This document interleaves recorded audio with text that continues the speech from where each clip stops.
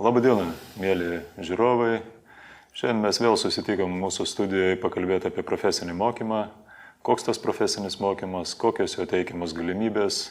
Ir mūsų studijoje šiandien yra Robertas Encius, verslo atstovas šį kartą, Statybininkų asociacijos kompetencijų vertinimo skyriaus vedėjas, kuris turi ilgametį patirtį statybų sektoriuje, kas labai svarbu švietimo sektoriui.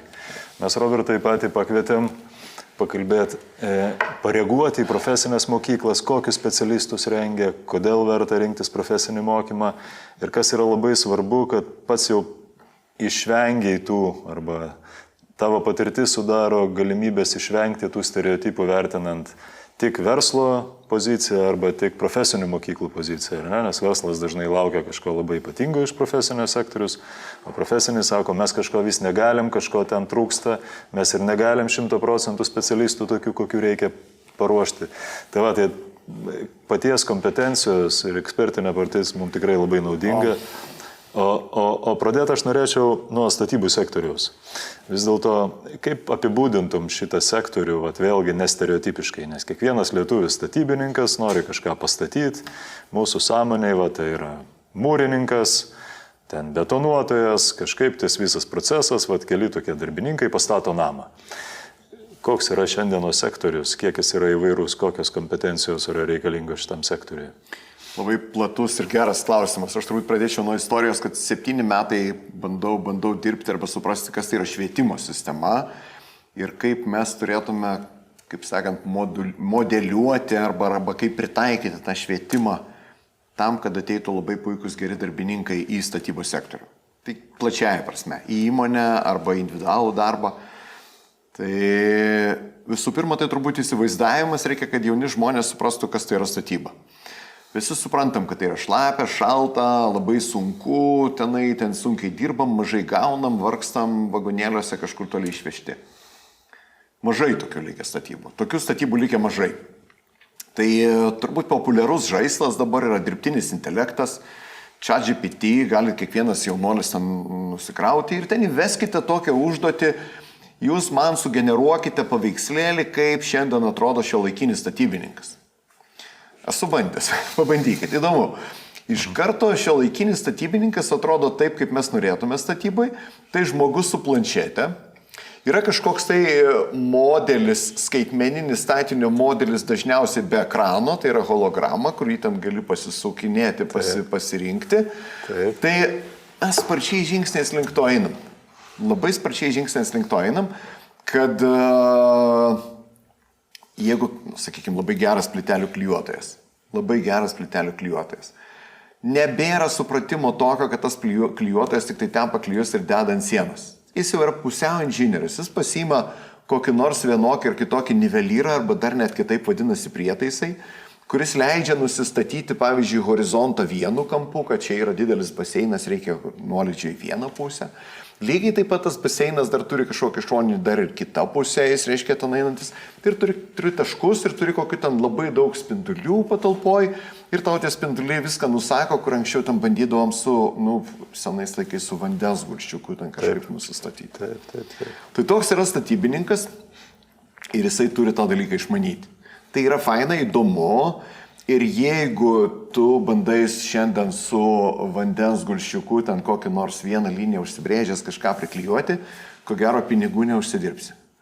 Visą gyvenimą man buvo, kaip sakant, dirbau dažniausiai inžinieriam. Labai trumpai dirbau statybininku vienokio ir kitokio srityje. Aišku, nevengiau to dalyko, tas buvo įdomu, bet visą laiką darbininkai gavo daugiau negu inžinieriai. Dabar jau turėčiau pasakyti ačiū rinkai, ko gero jau tas pradeda lygintis ir kai kurie inžinieriai, kur turi didelius objektus ir gerus objektus arba vadovauja daugiau žmonių, jau jų atlyginimas yra didesnis. Bet vis tiek išlieka ta pati tendencija, kad geras, protingas, jeigu jis tikrai nori kažką užsidirbti, tai nesunkiu darbu, o daugiau galva reikia dirbti. Ir jeigu jūs renkate specialybę, tai reikėtų pagalvoti, kas man labiau patinka. Nežinau kodėl, bet jauniems žmonėms visą laiką yra baigiau apdailą, dirbu betonuotoju. Klausiu, kodėl? Man ten su moteriškiam tas toks labai tikslus darbas nepatinka.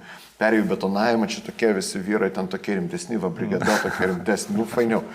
Baigė betonavimą, ten sakė, ten sunkus darbas, man patinka kruopščiau dirbti. Ką tai reiškia? Nepataikė?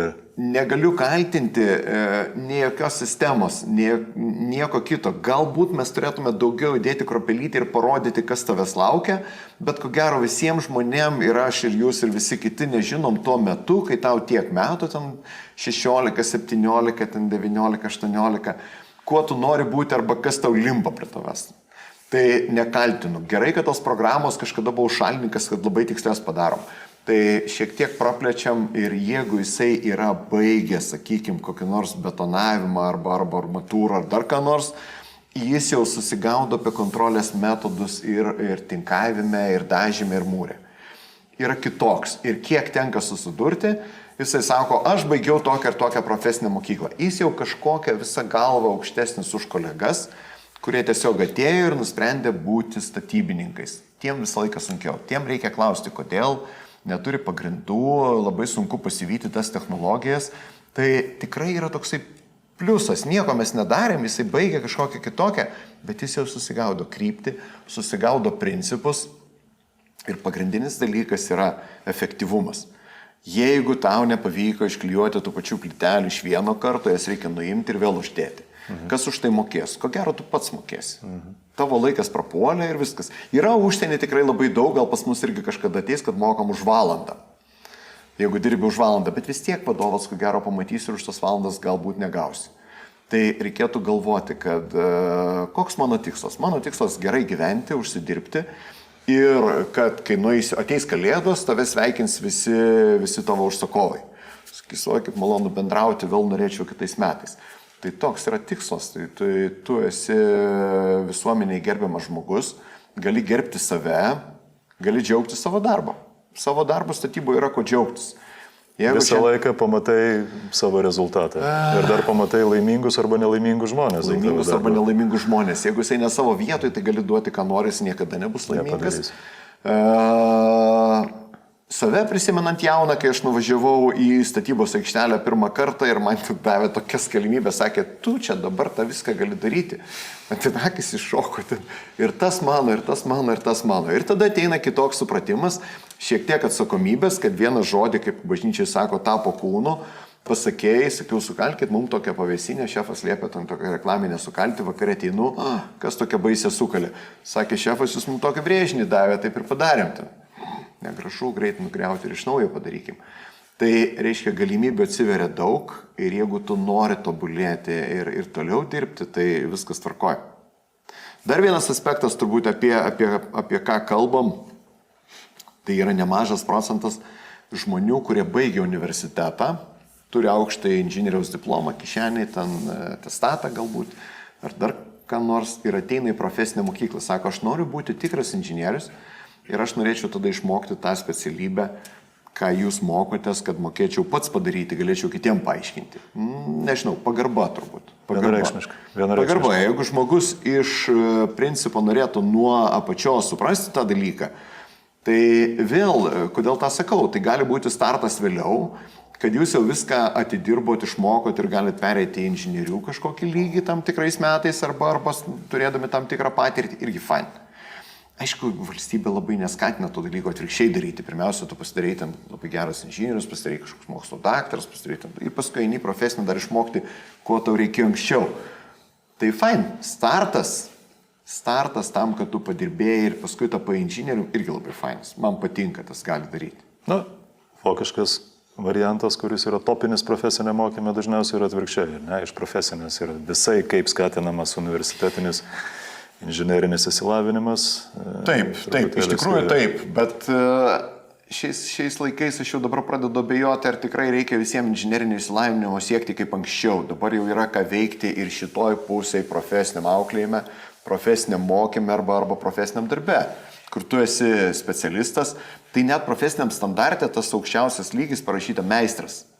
Meistras toks visais laikais visą laiką buvo pagarba. Meistras turi pameistrių. Ten atsiverti kitą pusę parašyta Kremonos meistrų, ten tokia mokykla, tenai pavardė, vardas, ten visi gerbė, kainuoja, baisius pinigus, visą kitą.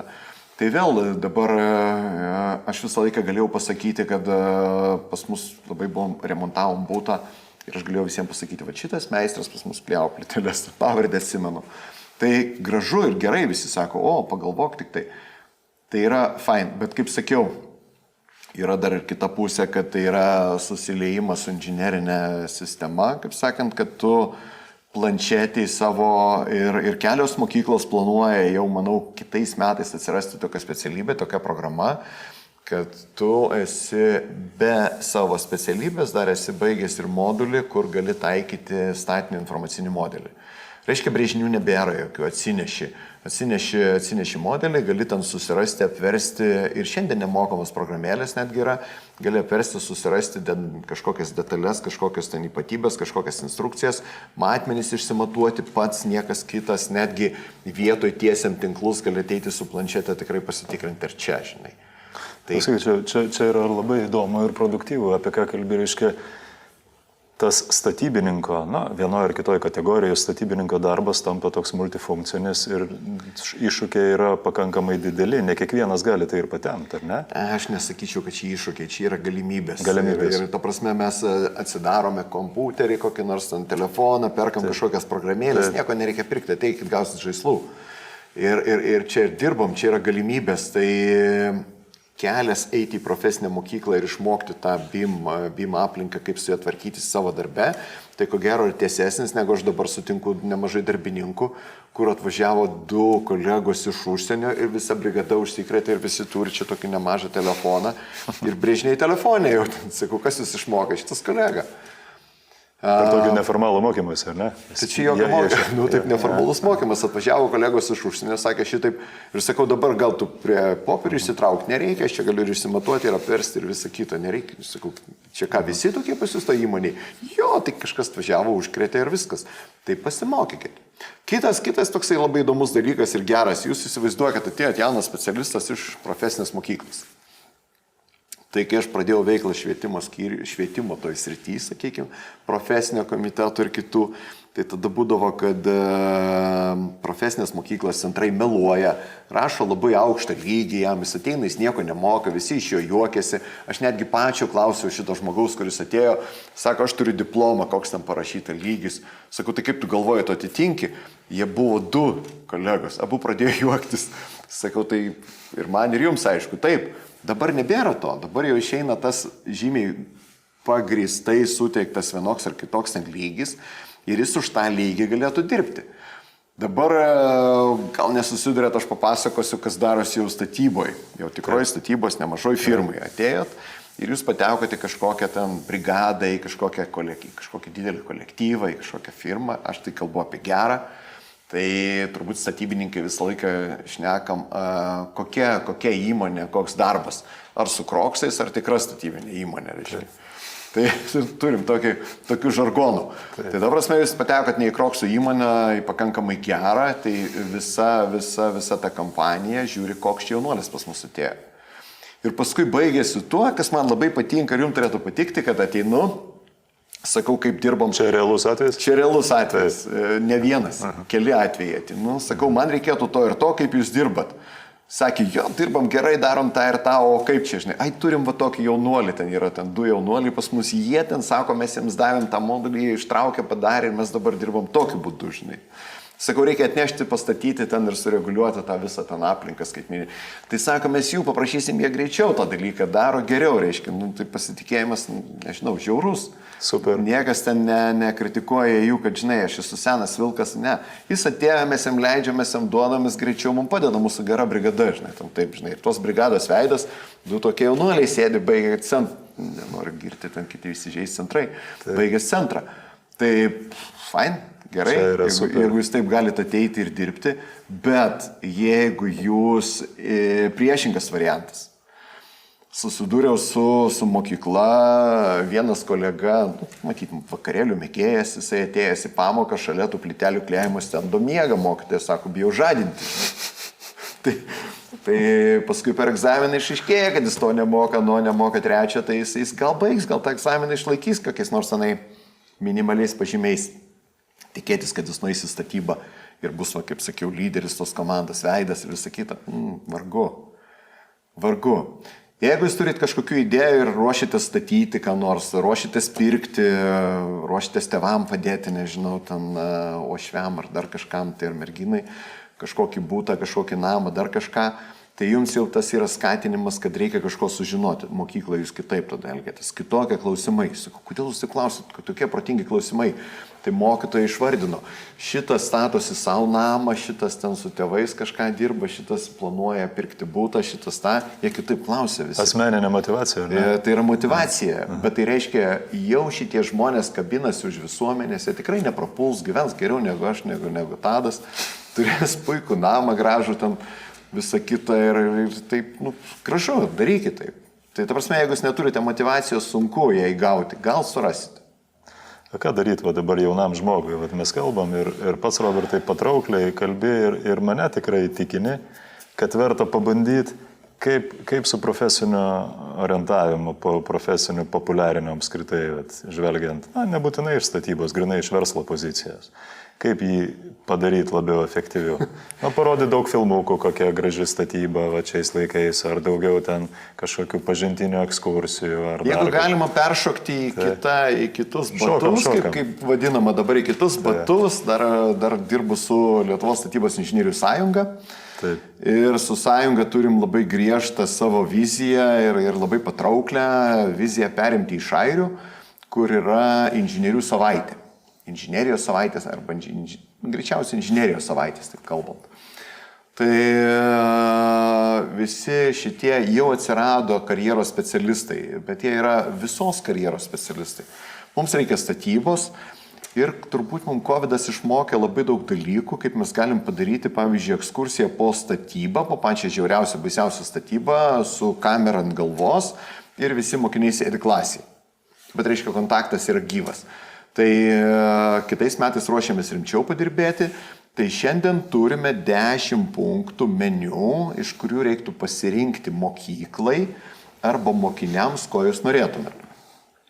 Pavyzdžiui, turbūt 8 punktas, jeigu teisingai atsimenu, jūs darote kažkokį inžinerinį projektą. Klijuojat tiltą iš makaronų, ten braižot iš popieriaus, bandot sulankstyti siją, kuo stipresnį iš to pačio popieriaus, kad laikytų kažkokią knygą.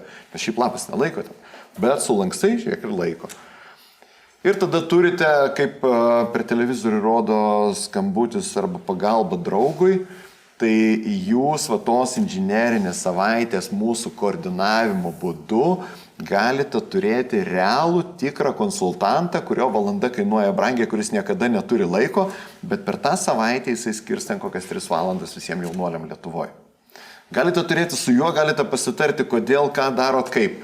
Jeigu save žiūrėti, tai aš tik tai paskui įvertinau, man iš pradžio atrodė faina. Darydamas diplominį darbą atėjau pas žmogų, tiltas mano buvo projektas. Aš atėjau pas žmogų, kuris mano buvo recenzentas, kuris statė pedagoginio tą vadinamą tiltą, tada buvo baisi naujiena. Aš atėjau pas jį ir jis visai kitaip negu dėstytojai visi ten. Greitai tą pažiūrėjo, kitas sako, tu čia man palik, paskui pakalbėsim, dar pakalbėjom. Laukia egzamino? Ne, aš galvoju, žmogus kažkoks tai visai kitoks. Pasakė, tas yra, net ten gražiai nupaišytas, sako, parašė, galima statyti, sako, žinai, pagal tavo projektą. Sako, ką tu tikrai, sako, tas yra. Va, matai, tam visą laiką trūksta projektą, pas tave yra, ten to neaišku, sako, viskas yra. Kitaip vertina visai. Tai jūs galite gauti va tokį žmogų, kuris galėtų su jums pakalbėti, skirti laiko ir galėtumėt, aišku, jeigu jūs nebūsit aktyvus, mažai bus naudos, bet jeigu aktyvus, fine. Kitas yra meniu punktas, neatsimenu, kuris yra virtuali ekskursija. Reiškia, nereikia gaišti, ko gero, inžinieriai laiko, galim pateikti medžiagą, kas yra inžinerija, kodėl inžinerija, bet paskui ateina prie konkrečių dalykų ir galim vėl turėti ekskursiją savo salėje, savo klasėje, nesvarbu kur, matyti ekrane irgi kamerą ant šalmo ir tas žmogus, inžinierius, arba statybos vadovas, papasakoti objektą, ką jisai daro, parodyti pačius sudėtingiausius dalykus, kur jeigu mums reikėtų nuvežti vaikus, turėtume labai didelių problemų. Labai didelių problemų. Ten negalima pavojinga vaikščioti. Reikia šalmų, liemenių, batų, tokių dydžių dažniausiai neturim. Kitas dalykas, dažnai be instruktažo irgi negalim. Trečia, turim kai kurios darbus netgi objektą stabdyti, nes mes atsakingi objektą už vaikus. tai mes jų ten į tą pačią kaip operacinę mes jų neįleistume. O čia jis galėtų pamatyti tokius jau darbus, kurie yra, ne, griebstimus žolę ruošiame sėti ten šalia kelio. O ten matytume kažkokią širdį pačios statybėtis. Tai va tokius turime meniu, gražu, kad kai kurios gimnazijos labai aktyviai įsijungia ir 2 pjūviai. Tai vienas pjūvis yra mažiukai, kur mes nieko jiems nenorime įteikti, mes nieko jiems nenorime nurodyti, nieko nėra pademonstruoti. Tiesiog norim duoti kažkokius inžinerinius žaidimus ir jisai nuspręs, kuo jisai bus vėliau. Tai kuo mes jam anksčiau tą stimuliuosim apsisprendimą, jį pastumėsim link to sprendimo, tuo lengviau 9-8 klasėje antras pjūvis yra ten apsispręsti. Tai nežinau, girdėjot ar negirdėjot, masė tokių dalykų yra, kur, aišku, jie profesionalūs. Yra sudėti žaislai, ateina mergaitė, praėjo 10 lėlių, pasiėmė konstruktorių ir ten kažką tai daro. Tai intuityviai reiškia, jinai dar pati nežino, bet jau mintyse kažkur ten jau polinkis krypsta į tai. Fine, tada reikia tokius skatinti. Ir jeigu tenai jo mokykloje nėra nei mokytojo, tėvai yra menininkai, filologai, dar kažkokie nepadeda nieko, aplinkoje nieko nėra, tai prapuola tokie gebėjimai, tokie ketinimai, tai ko gero arba tu nueisi neteisingų kelių, arba dirbsi kažką iš bėdos. Tai va tam norėtume paskatinti, tai taip ir matom. 2 pjūviai, inžinierius mobilizuojam, jokio atostogų, jokio slidinėjimo, jokių rimtų objektų, tai savaitėj tu atsiveri visuomenė. Bjaurus žodis dedikuoji, skiri savo tą laiką. Ir netgi norėtume įrašyti, kad kodėl yra diskriminacija. Vaikai ten turi surinkti kažkiek valandų, ten kažkokioj veikloj, kad aš daviau labdaroj, socialinis darbas ir tada ten tave pripažins. Tai ir inžinieriam tą patį norim padaryti, kad tau privaloma per 3 metus atestato arba kvalifikacijos palaikymui tu turi turėti arba būti mokytojas, turėti kažkokių mokinių arba dalyvauti tokiam socialiniam darbe, tu deklaruok tas valandas. Biški kaip pliusas. Turim prisidėti. Tai įsivaizduoja, kad nėra čia labai dideli pinigai, yra toksai šiek tiek suderinamumas ir koordinavimas tarp inžinierių ir mokinių ir karjeros specialistų. Ir tą galėtume parodyti anksčiau ir padėti apsispręsti. Airijos ir Suomijos sėkmingi pavyzdžiai yra ten. Jie leidžia, aišku, gražu ten valstybė skiria fantastinius pinigus, kūrė gražius, bet kompleksas. Ir filmukai, ir gyvas, ir žaislai. Žaislai, taip sakykime, kai kuriem jau yra profesionalūs dalykai, kai kuriem tikrai yra žaislai, kurie skatina inžinerinį mąstymą, ten kažką sujung, padaryk. Robertai, labai tokią perspektyvą rimtą užkabinai profesinio orientavimo, kai kalbėjai apie tą kompleksą ir ko mano požiūriu mes stukojam Lietuvoje. Ir va ta mergaitė, kurią nuo mažens dar nesuvokiant, kas tai gali būti, jau ją kabina tą tematiką, tie vadinami polinkių tyrimai ir nukreipimas žmogaus, nes kai mes nespecializuojam tos vaikų arba paauglių grupės, juos grupę kažkur nukreipinėt, kažkokiam karjeros specialistui yra labai sunku. Ir ypač jeigu tėvai yra menininkai, kaip sakai, ar ne, kurie tikisi, kad ir jų vaikas gros smuiku. Tai be Airijos, Suomijos, Olandai, Austrai, nemažai valstybių daro labai ankstyvus polinkių tyrimus, kad ir vaikas, kiek ten vaikas, bet tėvai ir mokytojai tikrai žinotų, kam jis yra gabus. Ir kuris turi polinkį. Ir tada jo dalyvavimas, sakykime, jūsų inžinerinios savaitės kontekste, filmukų kontekste, ekskursijų kontekste bus visai kitokio produktyvumo negu apibendrintas klasių vežiojimas po įmonės, po klipų žiūrėjimas ir visą kitą, ar ne? Bet Inžinierių sąjunga ir statybininkų asociacija visai nenorėtume kariauti su tėvais. Taip. Jeigu tėvai mano, kad jų bus geras smuikininkas, tai dažnai taip ir būna. Jis geresnis buvo statybininkas, bet tapo gerus smuikininku. Fain, nieko nepadarysi. Bet, prasme, ir inžinerijų savaitėje turėtume visus priimti, visi dalyvauti, kad paskui apsispręstų ir kas toj vietoj nugalės, ar jo noras stipresnis būti inžinierium, ar jis tiesiog yra ir tam puikiai tinkamas ir pasirinks kitą. Šitoj vietoj visai nepergyvenu. Aišku, šitie tyrimai arba pagalba svajojam, bet svajojam apie apsą, apie kažkokius kitus dalykus, kur tu gali pasirinkti vienokį ar kitokį testą. Bet į tą testą dažnai ateina tik tie žmonės, kurie jau turi kažkokias 2 mintis arba jau beveik apsisprendę testo tada naudoja, o tie, kurie nieko nesprendžia ir testo nenaudoja niekada. Bet jis turėtų būti atraktyvus, ta prasme, įdomu, įtraukiantis arba žinių kažkokius gavai ir dar kažkokį tave užkabino. Tada galbūt, bet šitas testas yra taip profesionalus. Ką aš kalbėjau, tai galim padaryti su inžinieriais.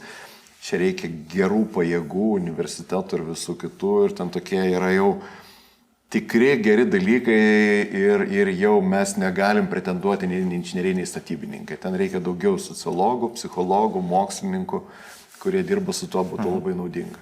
Bet mes šitoje vietoje už šonę liekam. Negalim, čia profesionalu. Čia yra profesionalu, teisingai. Jūs atsiverėt visuomeniai, jūs savo įnašą pasirengę įdėt, kita vertus tokia strateginė testinė organizacija turėtų būti iš valstybės. Jeigu būtų tokia iš valstybės, tai mes pasiryžę vėl ar pasirengę koordinuoti ir derinti, kaip sakant, kada kas į tą... Kažkaip iškrito turbūt jau anksčiau įsidėliodom, atsimenu, tam puzlė nepriklausomybės pradžioje ten labai, tai, kaip sakant, turėtume susidėlioti visą tą matricą. Nereikia daug, turbūt profesinis orientavimas neturėtų atimti galimybės lankyti kažkokias pamokas, pačiam lavintis ar visą kitą. Turėtų būti šiek tiek apie gyvenimą, kas tai yra, kas tavęs laukia. Bet tai bus nuobodu, jeigu žmogus nuo 2 klasės vien apie tą pradės daryti. Jis neužaugs kaip žmogus. Turi būti labai mažas procentas arba ta matrica turi būti tvarkingai subalansuota. Ir turi būti sudarytos galimybės pabandyti, nes mes turim apie tai grupę, jie bando įsivaizduoti, kaip tos profesijos atrodo. Pagrindinis dalykas pabandyti. Kuo toliau, vėl kelis paimkime, kelis pabandymus, kuo toliau, tuo yra lengviau dažnai pabandyti. Tai visai neseniai Alytaus centre inžinieriai visi vaikų rolį bandėme kai kurios dalykus. Tai yra, aš bandžiau nudažyti automobilio dureles. Labai natūraliai, labai tvarkingai ir visi pojūčiai, ir fiziologiniai, kaip sakant, ir ergonomika, ir funkciniai dalykai visi yra. Pasiimi tikrą pulverizatorių, tik dažų nepurškia, nereikia neišstepliosi nieko. Kiek spaudi daugiau, spaudi mažiau, spaudi arčiau, prieini toliau, prieini visi tie patys pojūčiai. Ir paskui matom, ar aš gerai nudažiau ar ne. Čia per daug, čia per mažai, čia to. Aišku, dar yra prasideda, kad galim tada pabandyti ir ten dega kažkokią rodiklę, kaip tau reikėtų iš tikrųjų daryti, galim bandyti. Toliau lygiai tas pats kranu dirbti. Atsisėdi, gauni kontrolerį, užsidedi akinius ir tu sėdi labai labai aukštai krane. Tai realybė tokia, kad, sakė, mes turime tokį specialų išjungimą, kai kam pasidaro bloga. Tiesiog elementariai, kuris bijo aukščio, jis ten niekada nedirbs, jam pasidaro sėdint ir stalo, tai yra suprantama, jam pasidaro bloga, nes ten yra aukštis. Turim išjungti greitai, kad jis jau iš baltumo vėl spalvai gautų. Tai pabandyk, va, čia dalykai tokie, tau tinka, tau netinka. Tai jeigu atsisėdai ir tau faina, tu kaifuoji, ten negražu taip sakyti, bet viršui sėdėdamas, ten matai visą miestą ir dirbi kažkokius darbus, tai fain, tada ir eik tą kryptim. Jeigu tau ten dreba rankos, kojas, visą kitą, nusimk akinius ir baigiam. Tai prasme, turim dalykų, kaip pabandyti ir tą, ko anksčiau reikia daryti. Bet čia reikia nulaužinėti, reiškia, mūsų didelės tėvų dalies mentalitetą, ar ne? Kad jie neaugintų savo vaikų, savo įsivaizduojamam burbule, kuo jie turėtų pagal juos tapti gyvenime, o kad kuo daugiau pabandytų, ar ne? Na, mes nesam čia dabar statybo apologetai, kad būtinai statybas rinktųsi, apskritai, kad jie gyvenime bandytų. Taip, yra dar tas stereotipas. Jis mažėja, jis gerokai mažėja ir dabar jau daugumą vaikų nieko nepaaiškinsi, kuo tu turėtum būti ar kaip. Jis jūs sakė, tėvai, aš čia geriau žinau ir viskas, tu mane... Planšetė, kriptovaliutos. Tai bet turbūt bandyti nelabai tėvai ir draus, arba kad tu neik ir nebandyk. Ten sakė, aš mačiau kompiuterį, mačiau ten tą dirbau, tai tėvajam irgi įdomu pasidaro, geriau, kad ir jie dalyvautų. Tai tas, kad pabandyti, ne taip, kad jau eiti ten, ėjai ekskursiją, dalyvauji kažkur, ne, tiesiog pabandyk. Gražiom sąlygom, tvarkingom pabandyk. Matai, dar tai susiję, kai apie tėvus šnekam, kad ir tėvai nuolat su iššūkiais susiduria, jie patys mato, kad savo aplinkoje nuolat patiria iššūkius, kai reikia bandyti. Robertai, pabaigai vienas toks dar dalykas, man atrodo, labai svarbus. kokie verslo lūkesčiai būtų, vėlgi apibendrintai, ne viena, ne Kroksų įmonė, ne kita įmonė, bet kokie verslo lūkesčiai būtų profesinio mokymo atžvilgiu, profesinio mokymo įstaigų atžvilgiu. Ir vieną pusę gerai žinai, ir kitą pusę gerai žinai, esi ir tarybų narys profesinio mokymo įstaigų. Viena vertus, mes kartais girdim iš verslo, kad turi būti 100% pasiruošę darbuotojai ateiti į darbo vietą. Girdim ir labiau pasvertų vertinimų, kad mes patys prisidėsim prie kompetencijų tobulinimo tolesnio. Kaip tos lūkesčius suderint, lūkesčius galimybės? Labai sunkus klausimas. Beveik viską atsakiau, ko tikisi įmonės. Tikisi, kad ateitų labai geri darbuotojai būtent tose srityse, kur reikia. Bet jeigu kalbam apie mokyklą, apie profesinio rengimo centrą, tai yra turbūt keli pavojai. Jau pasakojau prieš transliaciją, kad jeigu mokykla parengia kažkokią programą ir dar visuomenė ir rinka nepribrendusi, niekas nestoja. Yra labai gera programa, arba jinai yra neišpopuliarinta, arba niekas nežino, kas viduje, arba tiksliau niekas nežino, kokios yra perspektyvos pabaigus, vėl tenai niekas nestoja. Tai verslas galim pasakyti labai lengvai sąrašą, ten tokių ir tokių reikia, žinai, ten sako, tada prasideda, o kiek jums reikia, o kiek jūs mokėsit, o kiek ilgai tokių reikės, o ką jis paskui galės dirbti. Ir prasideda ten tokių pakankamai daug klausimų ir verslas lieka šone, arba mokykla lieka šone, jeigu atidarė tokią programą, parengė klases mokytojus, niekas nestoja, nei vieno nėra mokinio. Tai tas yra negerai. Verslui reikia kalbėtis. Tai aš manau, kad per tuos metus, kiek aš šitoj pusėje dalyvauju, tai mes per kokius 5, 6, 7 metus tas kontaktas pagerėjo. Vėl pasakyčiau vieną turbūt pavyzdį. Vėl neminėkim centro, kiti gali pykti. Sako, atėjus, labiausiai vėl praleidau vieną tokį momentą. Ateina dažnai į egzaminą arba į kažkokius mokymus, netgi iš rinkos darbininkai. Tai eina darbininkai iš rinkos arba kažkokią egzaminą laikyti. Ir mes turim vėl tam, sakykime, žaislų, pridėtą įrankių, priemonių ar dar kažko. Ir ateina jau tokie gerai pažengę, jie norėtų ten gauti kažkokį ten įvertinimą labai aukštą. Ir jis klausia, kas šitas ir šitie du dalykai mokymo centre. Nieko nėra geriau ir man, ir mokymo centro direktoriui. Tai sakom, tai kaip nenaudoji, čia yra kažkam tai pjaustimui ar kažkam tai darbo pagreitinimui. Reiks šefui pasakyti, kad turi mums nupirkti tokį. Tai nebrangiai kainuoja, bet jis labai patogus. Tai atsiranda jau dabar tokių. Anksčiau visą laiką būdavo, kad ateina ir sako, kas čia per istoriją, žinai, kas čia per muziejus, mes jau dirbam su tuo. Tai dabar tas yra pokytis žiaurus. Arba net mano klausimas jau profesionalus buvo, jūs jau turite šitą įrenginį, pradedate mokyti. Tai lazerinis suvirinimo įrenginys, kurio dar rinkoje yra, O jie jau pradeda mokyti. Sako, prieš pusę metų įsigijom, nes kažkam tai reikia, mes jau pradedam mokyti, žinai. Palauk, žinai, kaip jūs tą sugebat suderinti pinigus, ketinimus, visą kito. Tai jau tokių dalykų atsiranda, kad ateini ir jau ten yra dalykas, jau ir įmonės daugumą atsilikę mes tokio neturim ir o jie ten kažką tai moko. Tai tokių yra dalykų, bet taip, kad visą laiką susiklotų labai gražiai, darbdaviai to nori, mokyklos gali pasiūlyti ir mokiniai nori mokytis. Turbūt žiūrime bet kokią šalį, niekada taip nebuvo ir nebus. Ne, nebus. Nereikia būti perfekcionistais ir galvoti, kad 100% mes visą laiką visus pasieksim. Aš vėl pasakyčiau tą, nuo ko pradėjom. Jeigu mes jį mokom pakankamai gerai pagal kažkokią programą, ko gero jam, kas aktualiausia, paskui yra permokymas arba perorientavimas arba papildomos žinios arba profesija nauja, kvalifikacija arba kompetencijos, mes žymiai lengviau tą dalyką peršoksim, jeigu jis jau buvo su struktūra kažkokia tvarkingai išmokytas. Mūsų srity sektoriui statybos. Žiūrėk, statybų sektorius iš tiesų yra didelis. Lietuva nėra labai didelė valstybė, aišku, bet pats sektorius pagal savo apimtis yra didelis. Ir galimybė tai nėra viena ar dvi įmonės. Įgijus kvalifikaciją tu gali varijuoti ir keliauti ir dirbti įvairiausiose įmonėse. Kai vėlgi žvelgiant iš tokio patrauklumo, reiškia, aspektų į statybininko profesiją, kaip vertini perspektyvas statybos sektoriaus? Aišku, yra globalūs reikalai, banko visokie, ten įkainiai, kreditavimas ir visa kita, bet kaip vystosi sektorius, žvelgiant iš asmens perspektyvos? Verta tokią profesiją rinktis, neverta? Turbūt vėl paminėčiau konkretų atvejį. Mes kalbam apie statybą, tai statybos sektorius yra platus. Prasideda nuo projektavimo, kur reikia kažką surinkti, kažką braižyti, kažką daryti. Net ir profesinė mokykla baigus yra ten kažkokiu tai modelio gabaliukus, gali ten kurti, gali daryti. Toliau yra visokie, atsirado tarpinis variantas tarp inžinierių ir anksčiau buvo geodezininkai. Mato turbūt tokie labai protingais veidais, labai keistais rūbais vaikštus, kokį nors tenai pagalį ir kažkokius ten gudrius dalykus daro.